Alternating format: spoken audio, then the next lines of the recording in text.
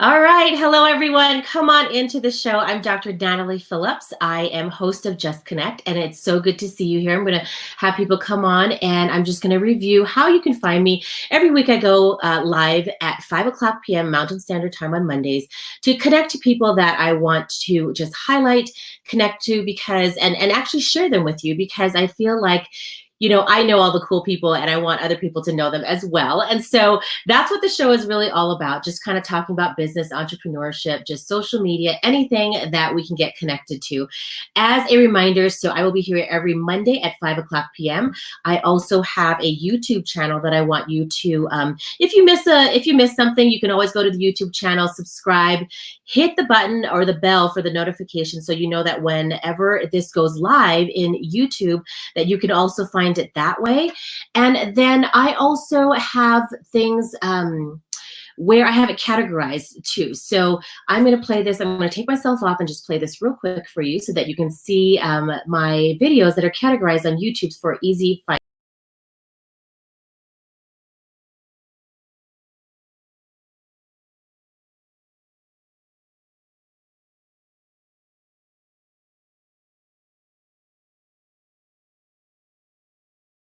All right. And then lastly, before I introduce my really fun guest today, I'm going to play this intro video and come right back to you. All right. So enjoy. I'm Dr. Natalie Phillips, host of Just Connect. I am an audiologist, a business owner, an entrepreneur, and a connector. This life is about connecting for the right reasons and to the right people. I believe making authentic and true connections lead to growth, change, and impacting the world. All right. So without further ado, I do want to introduce my guest to you, Dr. Craig Kasper. So welcome to the show. How are you? I'm great, Natalie. How are you doing? Good, good. Okay, so I'm really excited because Craig is a fellow audiologist like myself, and we've been talking over the last couple of just few days, I think, just about, what is in the landscape for our practices, but also just as a business. We're in the health and medical field, and so it's a little bit different than some of the different entrepreneurs that might be watching as well. And we have to say hello to our good friend Amit. Hello, Dr. G in the house. Good to see you. And, I just wanted to invite him on because he is a very, very just has a great story. And so as I have people coming in, I've got some other audiologists here that we have to say hello to. Corey Workman, good to see you. And Tiffany Brown is here. Yay. So it's great to see everybody here. So keep bringing people on and share this out because Craig has a really, really cool story that I want you to share. So as you start sharing with the listeners of the show and people tuning in, I want you to share a little bit more about what you shared with me earlier and just tell me more about your personal journey that started, a few, 5 years ago, was it? That everything kind of came to fruition for you. So I want you to just tell me a little bit more about your story and tell me who Dr. Craig Kasper is. Wow, well. First of all, I really appreciate you having me on the show. I do watch, and I love to see all the guests that you have on, and it's great what you're doing. I think it's an amazing opportunity for us to learn from each other. But I appreciate you also inviting me on to share a little bit about what I do, and I'll try really hard not to bore the audience with my story. So I'm assuming when you're talking about my story, you're talking about what happened to me about 20 or so years ago. Is that what you're talking about, Natalie? Yes, yeah. Okay. Sorry, it was Yeah. longer than that. No, it seems like it seems like it was just yesterday. But the reality is that, look, I've always been a pretty healthy person. I've always worked out. I've always taken my health very seriously. But about 20 years ago, now we'll talk about this from an audiology perspective. I was doing my CFY for any of your older audiologists out there. I was doing my CFY at Columbia Presbyterian Medical Center here in New York City, and everything was going great. I got married that summer. We were moving into a new apartment. I had a great job, which I was really psyched about. And ironically, I had a sudden onset sensory neural hearing loss, which was treated, as we all know, with steroids, antivirals.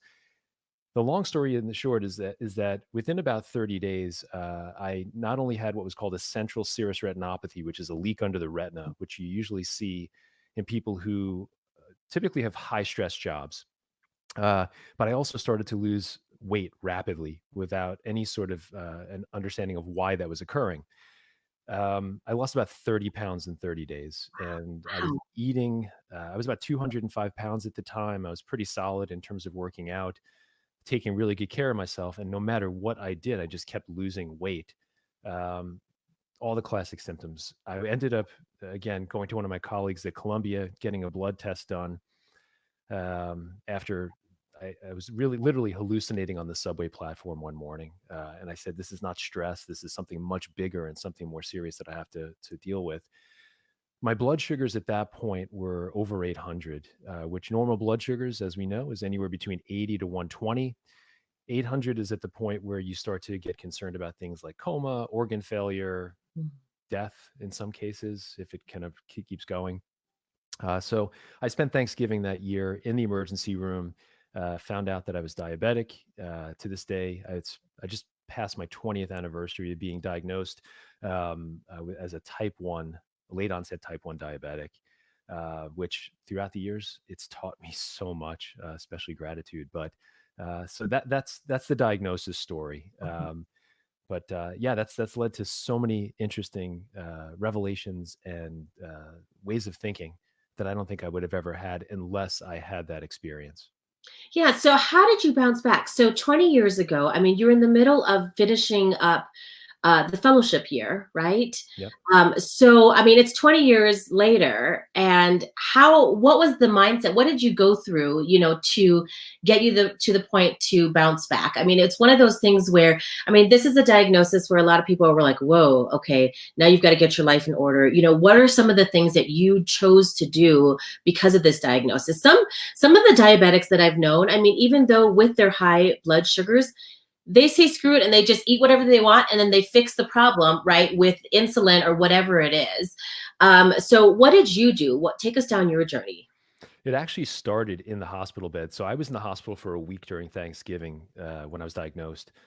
So it actually started in the hospital bed the morning after I was in the emergency room. And I kind of got to the point where I said, "Look, this is either going to be a positive or a negative for me." I'm not exactly sure what switch was flipped in my head, but something said, "Okay, look, you have to make the best of the situation. I'm not going to roll over and just Mhm. accept it as is. I want to make the best out of it." So it's kind of funny because the night before, my wife brought my favorite baseball hat, and I was up in the morning, and I was literally roaming the halls with my IV pole with my baseball hat on backwards, with the gown flopping, with my tush hanging in the breeze, and she came off the elevator as I was walking kind of my laps, and I was so mad at the fact that my IV pole was starting to get wrapped around my leg when I would walk.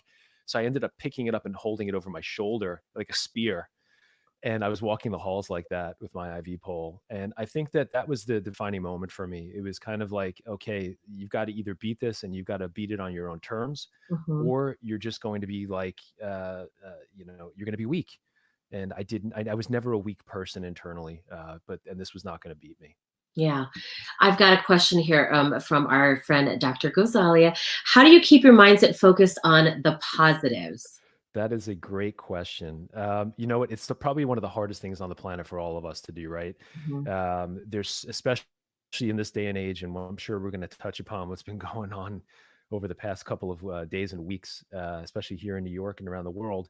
Um, I have to tell you, I think that the most important thing is gratitude. You have to keep things in perspective. As bad as things can be at any one point, there are more things right with you than there are wrong with you. Even though my pancreas kind of shut down at that point, everything else was working.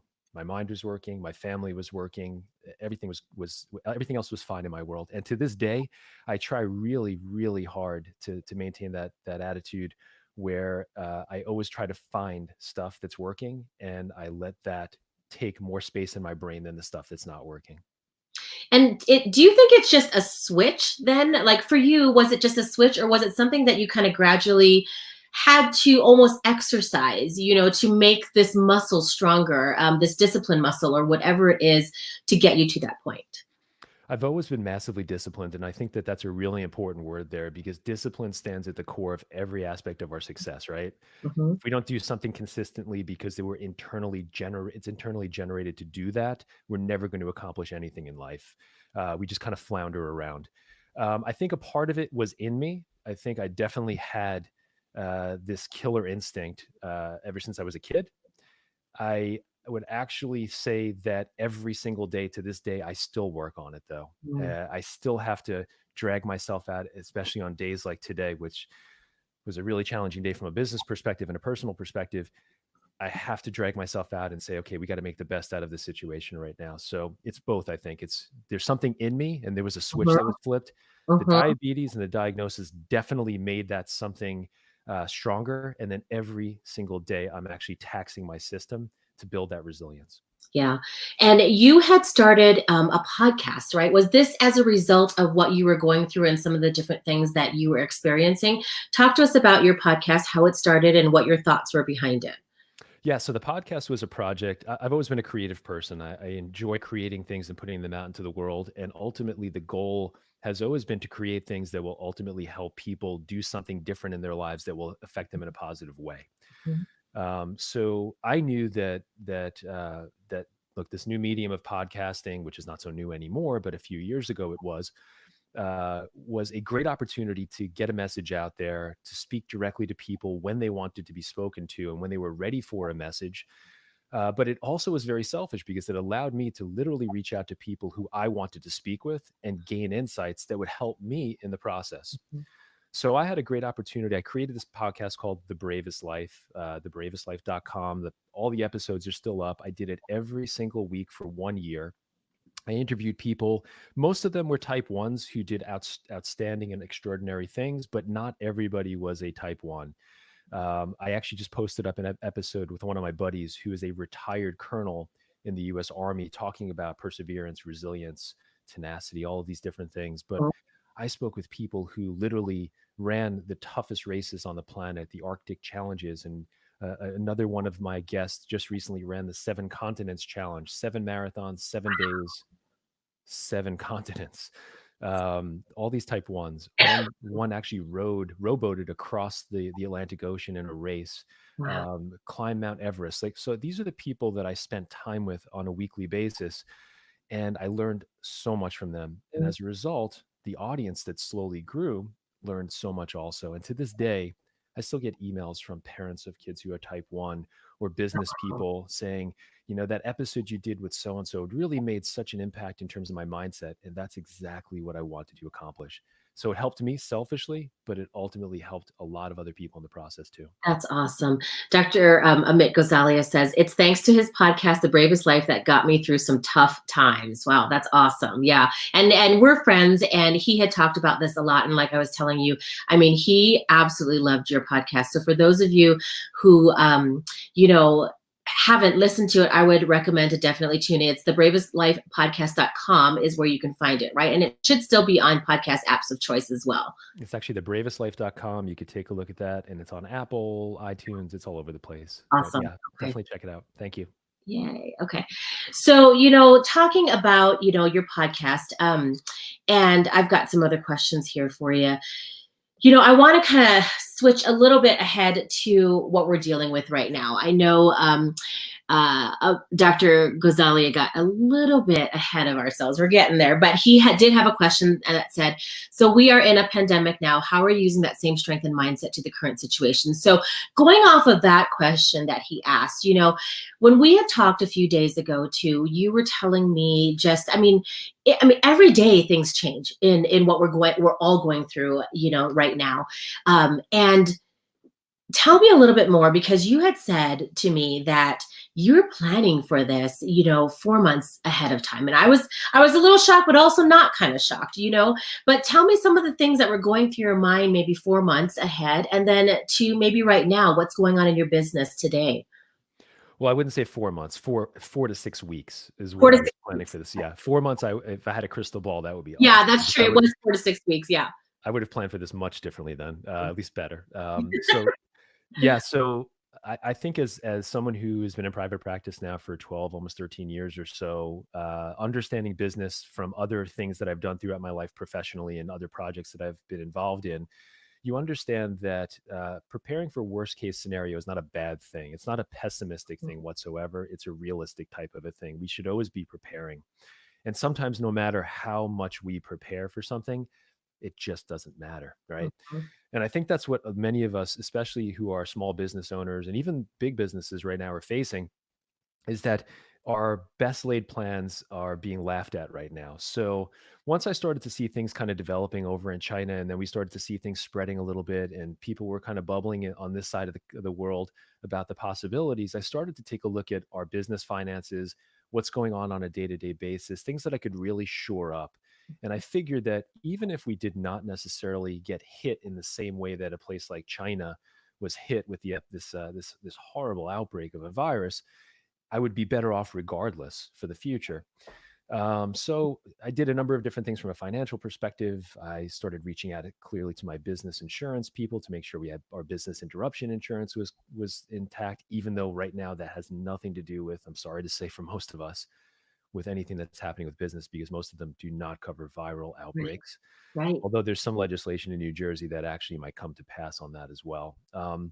So started prepping for that, started talking to my team, started helping them understand, and everybody thought I was a little off my rocker, I think, at the beginning, in terms of not worry, because I think that's the wrong thing for any leader Mhm. to put forth in their workplace of work.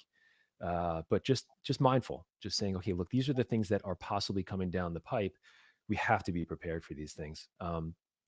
So started preparing, and I'm glad I did. I would say that I'm better now than if I didn't prepare.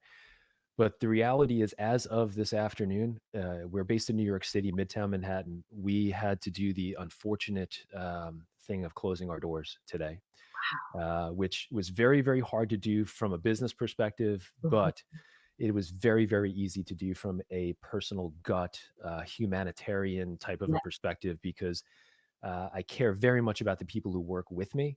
I care very, very much about the people who come in to see us every day. So that made the choice so much easier. Money will come and go. I could at this point, yes, I have to think about that, but the priorities were really the people first more than anything. But it was a very, very hard decision to make this afternoon, to lock that door and say, we're not coming back for a while at this point. Wow. And was that mandated by your state then, or was that just a decision that you did just being in the health and medical field? Yeah, it was not mandated by New York State Okay. necessarily, although New York State has mandated the closure of restaurants, Mhm. bars, movie theaters, gyms, all of that. Healthcare, we're kind of in that healthcare world, but we're not in a part of the healthcare world that is absolutely required. And I felt that, again, I was just mulling this over the weekend, and I said, if we hit this critical point, I'm closing the doors. It's Yeah. enough already. We'll work as best as we can remotely. We'll keep in touch with patients, Yep. and we'll do the best that we can. Yeah. Will you be doing any type of telehealth or that type of care, remote, programming, whatever it is? I know that you do a lot of vestibular patients, or for people that are watching that are not in the audiology world, people that have dizziness, right? And a lot of it has to be in-person testing, evaluation, and then also the rehab. But the hearing aid side of it, there's a lot of remote programming, things like that. What are some of the things that you're going to be continuing as far as taking care of patients? I think the most important thing is communicating with people. The last thing that we want is for anybody who we care for, or who's looking for us to care for them, to feel like we've fallen off the face of the planet. Right. So communication is really, really important, and we've been doing that over the past, say, week or so, and that will continue. All of the people who work in my office will be working remotely. We will be scheduling telehealth sessions with patients. Mhm. Unfortunately, a lot of the patients that are out there do not have remote programming capabilities. That's Mhm. less of a concern for me right now. It's more about just speaking with patients who might be in a bind and have questions. Yeah. We'll be able to do things like tinnitus consultations and just basic consultations for patients. I think at this point, it's just a matter of us being there for people and letting them know that we're there if they need us. Can I ask you to, just from a practice standpoint too? I know that our friend Brian Urban, if you're using Counsel Ear, there is a HIPAA compliant type of telehealth option for people that don't use Counsel Ear. Are you using the Counsel Ear type of telehealth option, or are you using something else? We haven't, and I know Brian, he's a great guy. He's created a great company there. Mhm. We have been using Doxy.me. which is another HIPAA compliant third party Perfect. uh, a system as well. That's worked out okay for us. I haven't used Council Leader system, but from what I understand, it's really good. Yeah, and I don't either. I think it's because I'm with an ear, nose, and throat physician, and we use different EMR systems and everything like that. And so I was kind of curious for that, as well as people who are tuning in that are other audiologists that don't have Council Ear. I wanted to put that out there. What was the overall feeling from your staff? How did they feel today? I mean, you've prepped them for 4 to 6 weeks. What was the overall kind of feeling from them? I think because I spent so much time over communicating, and I don't Uh-huh. think that there's any such thing as over communicating when you're a leader. I think the more people who are working with you understand where your head is at throughout the course of time, nothing comes as a surprise to them. I think there was a certain sense of relief because in New York City, it's a ghost town at this point. It really is. There's not much going on. There's very few people on the streets as a result of what's going on. Clearly, a lot of people have been working home for the past week to 2 weeks. But I think because I've over communicated with everybody, I think that this was something that was expected at this point, and they're just looking to see, okay, so what's next? Let's get beyond this, and how do we get on with the good work that we do when everybody's healthy. Yeah. So I don't think that it was a surprise to anybody. Nobody. I have one audiologist who's pregnant, who I'm very mindful of. Mm, Look, we have no idea what this virus can do to us, with or without carrying a baby. So yeah. very mindful about that, and that decision was super super easy, and I think that everybody was appreciative. So Yeah, absolutely. Yeah. And today I went into work, but like we were talking earlier, I had a lot of cancellations, a lot of no shows. And, I get it. And I think it's both ways. I think both of the patients get, that there might be some, quick changes in schedules, or same thing for providers as well, where we're going to notice that maybe patients aren't comfortable coming in, and that's also okay too. But again, important thing that Dr. Kasper had said too is the constant communication between whatever's going on, whether it is a medical health field, whether it's your business to your consumers. It's the same thing. Have that constant communication. I know people are getting inundated with these emails of COVID-19 updates, but you have to do it. Number one, you have to do it from your business standpoint. So if you haven't set out some sort of message to your whether it's consumers, whether it's your patients, things like that, I urge you to at least get that communication going. And then everybody's in unknown territory, so continuing to keep them up to date with some of the decisions that your practice or your business is doing is very, very important. Just to kind of go back a little bit to what Dr. Gozalia had said as well, just looking at your journey and looking at some of the things that you've gone through, just to have this perseverance and resilience. And I know a lot of leaders don't feel like they are leaders. I do consider you a leader just by getting to know you over the past maybe month or so.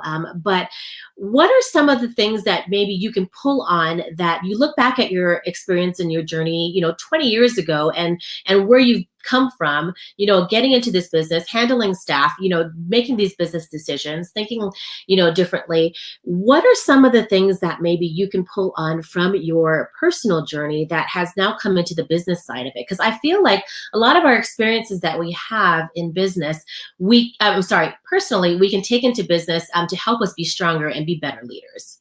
I agree. I think that there's a lot we can take from our personal experiences that will bleed over into how we run our businesses and every other aspect of our lives professionally. It's an interesting question, and I don't know if I've given it thought that I can give you bullet points, but here's a couple of things that come to mind. First, as someone who is type 1, we are making more decisions per day than the average person regarding what we eat, insulin dosing, just a whole variety of things that our bodies do on their own without us thinking about it. That's at this point somewhat second nature to me, but making decisions on the fly, not overreacting when blood sugars go in one direction or the other, has been very helpful, because I think that to a certain extent, it's actually allowed me to be a little bit more even keeled when I'm faced with situations such as what we are faced with now. Mhm. Um, the biggest thing, and I will say this time and time again, the most important thing for us as business leaders, or even leaders in our community, leaders in our home, is that we have to be comfortable with things that we have control over and things that we don't have control over. I realized through years of living with managing blood sugars is that no matter how good I think I am, and no matter how fit I think I am, and no matter how dialed in I think my diet is and my mindset, etc., my blood sugars will do whatever the heck they want on certain days.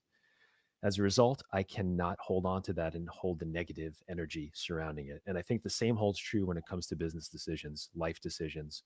Mhm. Um, the other thing that I can point to that comes to the top of mind is pain. My threshold for pain Mhm. is very, very high. And it's simply because I probably have put more needles in my body over the past 20 years than most people will ever see in their lifetime. Sorry for the gruesome analogy there, but it is 100% true. My pain tolerance is very, very high. And again, that's not only physical pain, but I think that's also emotional, psychological pain as well. Yeah, I agree. I had gestational diabetes. I think we had talked about this too, and it was the same thing. There's a point where you're about to stick yourself with the needle. And again, this is gruesome, but you know what? We're both medical professionals. So, it is what it is. But you have that one point before you do that where you're like, oh my gosh, I can't do this. And then you think, okay, no, I have to get through this and I have to do it. And you do it. And it's one of those things where, I mean, I totally get what you're saying. There is that, I don't know what it is, a threshold or something where you just have to get over it and you have to push yourself through it. And so I love how you were able to correlate some of the things that you went through in your personal journey to how you're now attacking different things and different unknowns that we're now going through in business as well. So thank you. Thank you. Sure. Yeah. Okay, so do you have any maybe words of wisdom or any words of advice for people to, because people are looking for answers. People are looking to tune into things. I mean, we all have so much many hours now to do things, to either better ourselves, to learn from each other. I always think that the more that we talk about things, the more that we're sharing what we go through and some of the things that we've been able to accomplish, it's going to help everybody else, right? So, talking from your words, any words of wisdom or any advice that you can have for people to pull on this inner strength and emerge as a leader, whether it's in business or in life. That's a really deep question to ask of me, and I appreciate you you viewing me in this certain way. But I would say that I think that the most important thing is that we keep ourselves humble in light of all of the things that go on around us, and we realize how small we truly are in relation to what goes on in our universe, right? Ego is, as Ryan Holiday wrote in his book, Ego is the Enemy. It's a great book about stoicism, which I really encourage anybody listening to read if you are a business leader or you're just trying to lead yourself. Stoicism is a wonderful philosophy that's been around for many, many, many, many years. And it really teaches us to deal with adversity and develop resilience and perseverance and all these different things.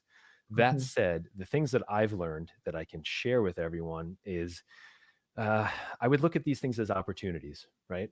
I would look at every negative situation that we encounter. It's only viewed negative or positive because of our position, right? It's just basically a thing that's happening to us. It doesn't, the way that if it's negative or positive is our view on the situation. But let's just go with the fact that what's going on in this world is pretty negative right now. But we have to view these things as opportunities. These are opportunities to grow psychologically, emotionally, opportunities to grow our businesses if we are creative enough, opportunities to grow ourselves physically as well. I think that what we do now in these down times will ultimately help propel us to much greater things when there are good times again. If you look at the majority of the really successful companies that are taking over the world, most of them were started in recessions or in down times. So I think that these are opportunities. I think that the most important thing, if I can kind of give a couple of tips that I would use myself, I think developing self awareness is very, very important.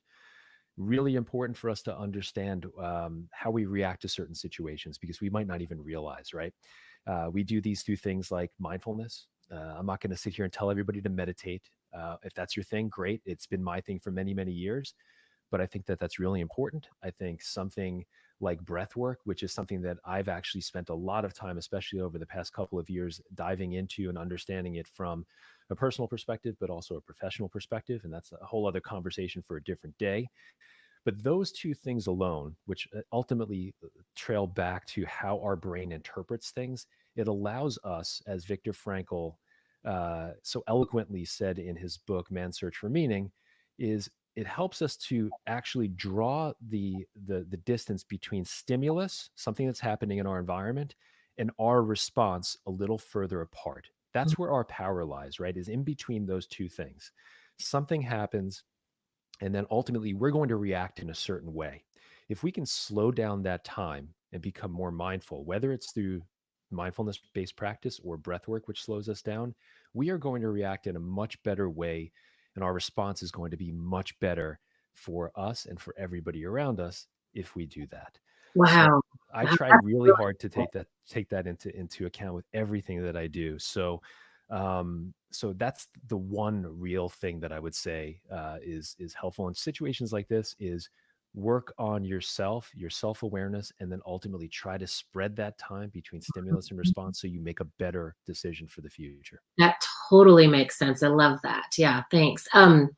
I also love what you said about being creative and looking for opportunities and just making the opportunities creative. It's one of those things where I was listening to another show right before mine. If you haven't seen it, it's on my feed. But a good friend of mine, Lisa Copeland, who is a star in the automotive world, real estate, just entrepreneurship, was talking with Sharon Lechter, and she is huge, obviously in the financial world. And they were talking about just the fall of different things, but they also said, you know what, over time, it's going to come back. It's going to come back just like any other recession that came back, that is going to slowly come back. We don't know how long it's going to be, but it will. And so we have to continue to pour into the economy and also, pour into things, but be creative about it too. Thinking about the time that we're all going to be maybe home a little bit more. I was talking to my co-author about taking action. It's our book that we're working on, and we're thinking about putting online classes on, in an academy form. So it's just one of those things like this, something like this, where you can reach out to somebody here, I would have done this anyway, but it's nice to know that, hopefully people will watch this and say, hey, I can get on video. I can teach something. I can get out there. I can learn something. I can watch something. Just trying to be a little bit more creative with what we're doing. And it does open a lot more opportunities. So I really like what you said about trying to look for those opportunities and just being a little more creative about what we can all do. Because things aren't going to stop us. The world's still going to keep going. And so what we have to do is we have to figure out how to pivot and be more creative. So that's awesome. I've got a couple other questions. Okay. You want the fun question first, or do you want the other question? I'm going to just put this up here. I wasn't going to, but I'm going to. Okay. Amit wants to really know if you are still a Beastie Boy. I have no idea what that means.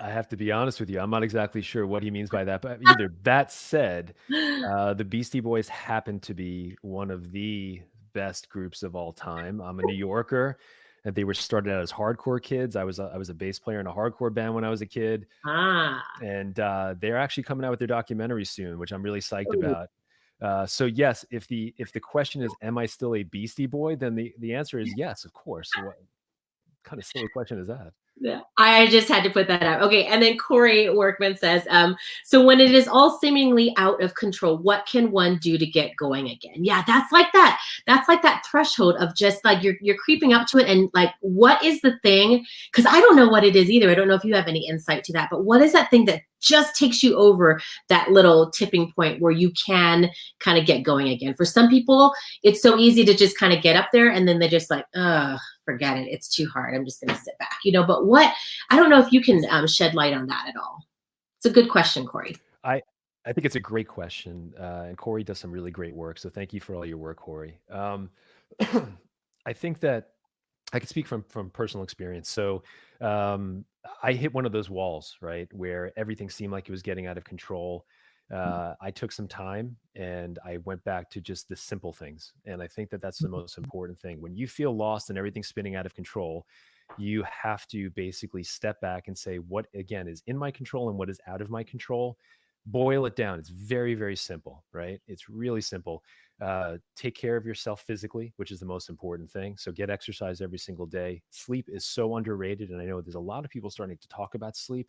I think it's really, really important to get good sleep. Mhm. Consistently saying yes to things that are outside of your comfort zone, right? What that's going to do is it's going to actually open up other creative areas in your mind, and you'll start to pull things together that you never thought were related, but then all of a sudden you have a solution to something. But I think that if I pull all of that stuff aside, the most important thing to do, I think, is just be quiet and not try to force things to happen. Because when we force things, things don't work. There's this beautiful thing, and I don't know if it was Bruce Lee who said this, or if it's some sort of a kung fu quote or something like that, but it has something to do with the fact that, like, you can't, the more you force against something, the more they're going to force against you, right? It was Bruce Lee, because I just watched this movie with my kids. I finally introduced them to that. And he was talking about being like water, Like right? water, exactly. That's Yes, what it is. It was that's what it Bruce was. Lee. Yeah, that's hilarious, because I just watched it. But yeah, it's be like water, because if you're too, resistant, it's not going to work. That's So you right. have to kind of ebb and flow a little bit. Yes, absolutely. But that took me so many years to actually come to realize. And Bruce Lee's daughter did a TED talk, and she actually was talking a little bit about that also. And I said, wow, that makes a ton of sense. So I think that, be like water. There you go. Bruce Lee. Awesome. That's so awesome. Okay. Well, thank you so much. This has been such a great time to spend with you. And you had such amazing insight. I loved it. I'm hoping, I know Amit's on here and I don't really want to spoil anything, but I'm hoping that, because I know you're a speaker at the Odd Boss conference coming up in Denver.